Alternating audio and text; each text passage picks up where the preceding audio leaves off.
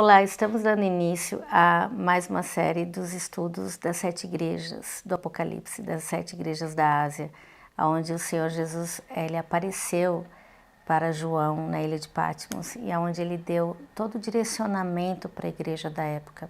Hoje nós estaremos falando da igreja de Sardes. Nós estivemos neste período na Turquia e nós visitamos essa região, nós visitamos as escavações e tudo que descobriram dessa época da igreja. Há uma sinagoga, há tantas coisas lá que ficaram como evidência do tempo da cidade de Sardes. Então eu quero ler com vocês o que está em Apocalipse 3:1, para que a gente possa compreender um pouquinho mais através da leitura. Ao anjo da igreja em Sardes escreve: estas coisas diz aquele que tem os 7 Espíritos de Deus e as 7 estrelas. Conheço as tuas obras, que tem nome do que vives e estás morto. Sê vigilante e consolida o resto que estava para morrer, porque não tenho achado íntegras as tuas obras na presença do meu Deus. Lembra-te, pois, do que tens recebido e ouvido.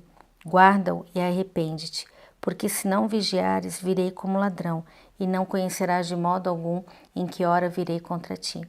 Tens, contudo, em Sardes umas poucas pessoas que não contaminaram suas vestiduras e andaram de branco junto comigo, pois são dignas.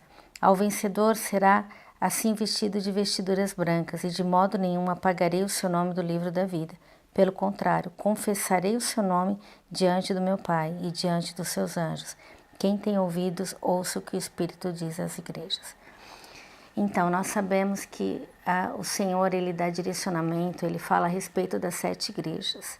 Sardes é uma das igrejas que ele exorta, né? Assim, 2 igrejas ele vem e ele fala bem, ele incentiva, ele exorta a continuar do jeito que eles estavam, caminhando em fidelidade, em persistência com o Senhor. Mas 5 igrejas, o Senhor vem com uma exortação de mudança e arrependimento. E Sardes é interessante porque logo no começo ele já começa exortando, ele já começa dizendo a situação da igreja. Ele fala, né? Ele: conheço as tuas obras, que tens nome de que vives e estás morto. Então, o que essa igreja ela parecia? Ela parecia uma igreja viva, ela parecia uma igreja ativa, ela parecia uma igreja que, vamos dizer assim, ela funcionava de uma forma tradicional, né? Mas uma forma que, de certa forma, não, de maneira alguma, ela não incomodava o meio ou a cidade. Por quê? Porque ela estava morta. Então, para a gente entender um pouquinho o contexto da história, Sardes é uma cidade onde eles encontraram ouro. Era uma cidade muito rica, era uma cidade muito assim conhecida pelas descobertas e tudo. E ela também era conhecida porque era uma cidade meio que impenetrável, eles não conseguiam entrar nessa cidade e dominá-la. Ela era cercada de montanhas, na verdade ela estava em cima de uma montanha e cercada por elas. Então não tinha como chegar até Sardes. E em um determinado tempo e momento, os inimigos eles viram por onde que as pessoas estavam entrando entre as rochas, e ali eles colocaram pessoas, né, que conseguiam subir aquelas montanhas, né, e eles conseguiram invadir Sardes. Depois disso ela teve outras invasões também. Então era uma cidade fortalecida, era uma cidade guardada, e eles foram atacados algumas vezes. Então pelos romanos eles também foram dominados. E nesse contexto da igreja, ela estava em domínio romano, a cidade. Então nós vemos muitas coisas dentro da cidade, tipo lugares de banho, muito comércio também. Era uma cidade que não era tão famosa na época, mas ainda tinha seu certo brilho. Havia também uma sinagoga lá muito grande, onde daria mais ou menos umas 1000 pessoas. Então era uma cidade também que tinha muitos judeus. E Sardes, a igreja, ela foi estabelecida ali, ela começou a crescer. Só que nós vemos que a exortação que vem em Apocalipse para ela, através de João, né, de Jesus falando para João, revelando a respeito dessa cidade, ela não tinha vida, ela não tinha um impacto. Então é uma cidade que nós não escutamos a respeito de perseguição. Ela não era perseguida pelos judeus, ela não era perseguida pelos romanos. Essa igreja ela não causava uma mudança, uma diferença de fato na cidade. ou mesmo nos seus membros. Então era uma igreja que vivia conforme a cidade, conforme o mundo, conforme o que era a vida comum entre todos eles. E nós vemos aqui o Senhor, ele realmente exortando, e ele fala: "Sê vigilante e consolida o resto que estava para morrer". Então quer dizer que ainda tinha algumas pessoas, e é interessante que lá na frente ele fala dessas pessoas, ele fala individualmente dessas pessoas no sentido que eram poucas pessoas. E isso mostra o Senhor vendo, mostra o Senhor conhecendo mais profundo. Por mais que haja uma aparência de vivo, ele sabe que dentro está morto, que dentro do coração está morto. Isso tem muito a ver com a religiosidade, isso tem muito a ver com as práticas até, mas são práticas vazias. É uma adoração vazia, é um culto sem impacto, é uma palavra que não vem causar a transformação no coração das pessoas. É isso que o Senhor estava dizendo aqui. Então eles não foram uma referência para a cidade, eles não foram aqueles que causaram uma mudança, né? Porque se causasse uma mudança, eles também teriam perseguições, como outras igrejas tiveram perseguições. Mesmo o Senhor exortando outras, ele ainda dizia sobre a perseguição que havia. E Sardes não aconteceu nada disso. Então era uma igreja morta, era uma igreja que não tinha mesmo um impacto na sociedade e no meio em que eles viviam. E em seguida o Senhor também ele continua dizendo a respeito dessas pessoas que não contaminaram essas vestes. É bem interessante porque ele fala a respeito das vestes, né? Se nós formos ver em Apocalipse falando sobre as vestes daqueles que lutaram, dos mártires e tudo mais, e fala a respeito das vestes brancas, que eles lavaram as suas vestes no sangue do Cordeiro. Então, eles foram perseguidos, eles eram mártires. Aqui em Sardes não havia perseguição. Então, as vestes deles não havia um impacto, vamos dizer assim, em atos de justiça. Também é falado a respeito das vestes de linho finíssimo, né, que são os atos de justiça dos santos. Então nós não vemos aqui os atos de justiça que havia nessa igreja.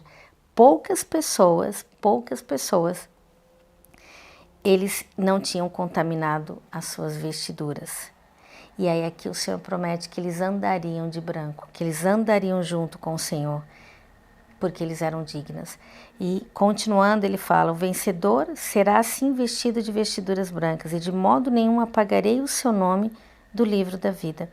É interessante essa questão de não apagar o nome do livro da vida, né? Tem uma passagem no Antigo Testamento que fala a respeito de Moisés, quando ele vai para aquele lugar de intercessão, porque o povo tinha pecado contra o Senhor. E ele fala: risca o meu nome do livro da vida, do livro que tu escreveste. Por quê? Porque ele estava naquele lugar de intercessão pelo povo que tinha pecado.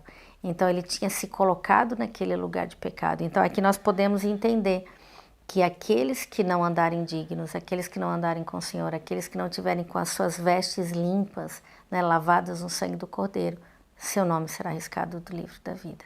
E aqui o Senhor está dando a promessa de que se andassem, se arrependessem, se consolidassem aqueles que ainda não tinham morrido, que ainda estava prestes a morrer, eles teriam seu nome escrito no livro da vida. E também que o Senhor o confessaria o nome deles, né? Que Jesus viria, pelo contrário, confessarei o seu nome diante do meu Pai e diante dos seus anjos. Então isso é o posicionamento de Jesus com aqueles que, mesmo diante de tanta frieza, de tanta morte, consegue ser a diferença. Eu consigo entender no nosso tempo o que realmente tem acontecido com muitas igrejas, Quando eu falo igrejas, amados, não é uma condição de crítica de denominações, mas a igreja do Senhor Jesus Cristo, ela é um corpo, e nós participamos da igreja do Senhor Jesus Cristo. E são várias igrejas que fazem parte desse corpo.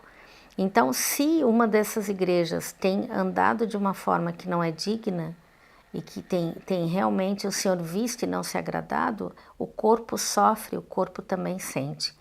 Então, quando nós vemos aqueles que permanecem diante do mundo, diante das dificuldades, diante de todos os ataques que estão vindo, permanecem de forma justa, em temor e em tremor, nós sabemos ali, nós conseguimos ver que há esperança e que pode haver sim uma diferença, pode haver sim um avanço também de mudança e avivamento dentro do corpo. Então, nós vivemos um tempo onde há tantas coisas, há tantas misturas, há tanto mundo, há tantas palavras trocadas, há tanta falta de ensino e profundidade na palavra de Deus, que é desesperador. Eu consigo olhar quantas vezes nós olhamos situações, nós olhamos igrejas, nós olhamos pessoas que a aparência é tão boa, sabe? Parece que está tudo bem, parece que está tudo avançando, parece que está tudo normal. Pregações que vêm para motivação de que você pode ter uma vida nessa terra 100% maravilhosa e próspera.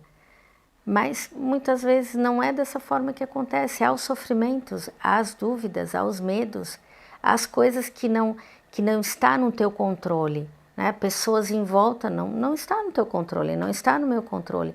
Então há dificuldades na vida, mas essa aparência de que está tudo muito bem, que está tudo muito vivo, isso é hipocrisia.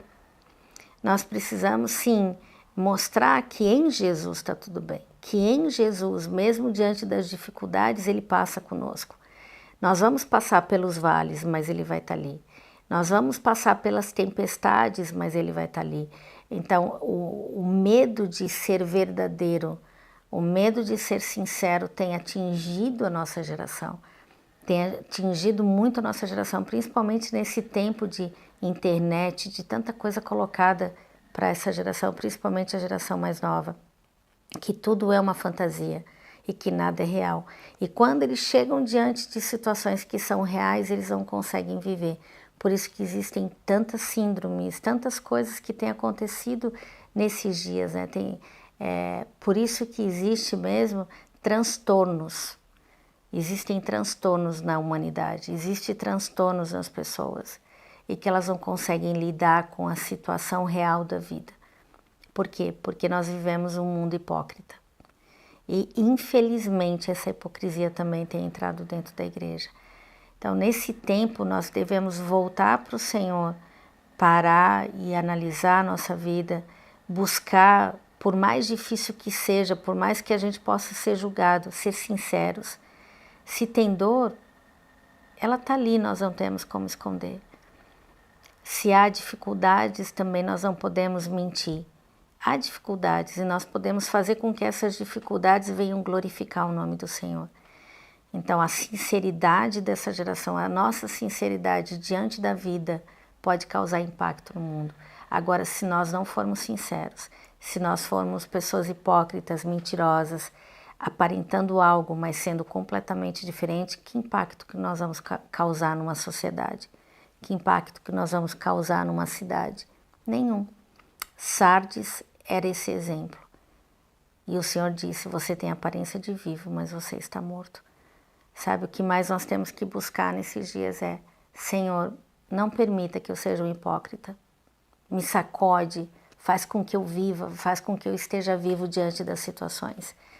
E que eu não tenha vergonha das minhas dificuldades, mas que diante das minhas dificuldades eu possa te buscar e nisso glorificar o teu nome.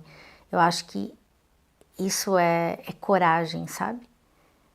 Isso é coragem, isso é atos de justiça e com isso nós podemos viver para outras pessoas com atos de justiça. Nós podemos ajudar as pessoas de forma real e não somente também trazer elas e criar uma máscara para elas, não.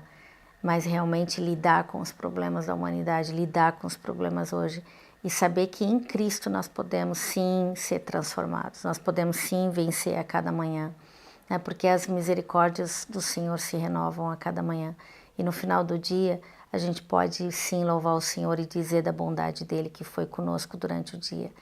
Ser sinceros, ser transparentes, realmente deixar com que ele venha lavar as nossas vestes com o que ele fez por nós. Então, quem tem ouvidos, ouça o que o Espírito diz às igrejas. Amém.